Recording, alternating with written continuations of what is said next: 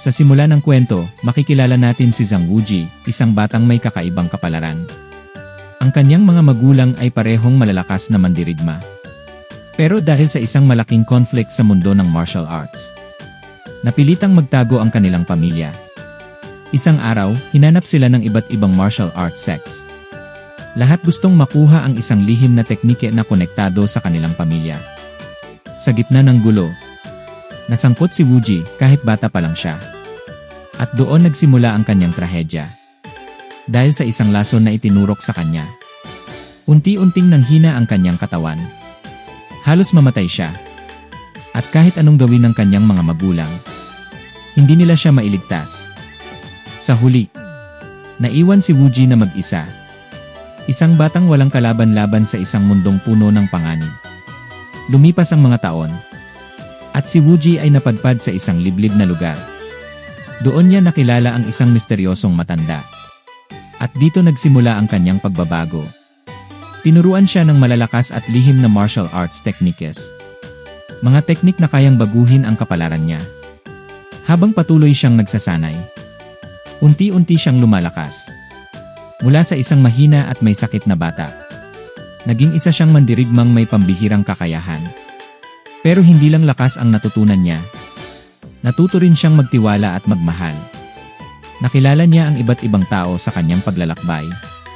At bawat isa may sariling lihim at intensyon. Habang lumalakas siya, mas lumalalim din ang kanyang pagkakasangkot sa mundo ng martial arts sects. Isang mundong puno ng intriga, pagtataksil at kapangyarihan. Unti-unti niyang nalaman ang katotohanan tungkol sa kanyang pamilya. Na ang lahat ng nangyari ay bahagi ng mas malaking labanan. At ang kanyang kapalaran ay konektado sa balance ng buong martial world. Dumating ang punto na kailangan niyang bumalik. Bumalik sa mundo na minsang sumira sa kanyang buhay.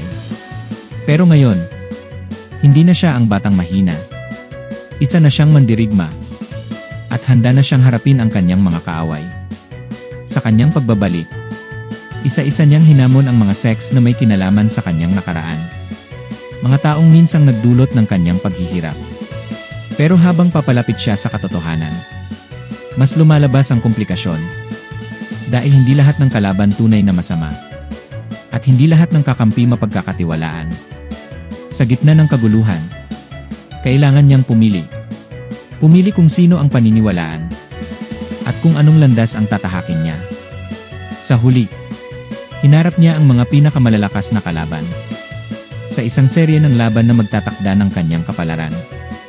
Gamit ang kanyang natutunan at ang lakas na pinaghirapan niya, pinatunayan niya na siya ay higit pa sa kanyang nakaraan. Pero kahit na nanalo siya sa mga laban, hindi pa tapos ang kanyang kwento. Dahil ang tunay na laban ay hindi lang tungkol sa lakas, kundi tungkol sa katotohanan, tiwala at kapalaran.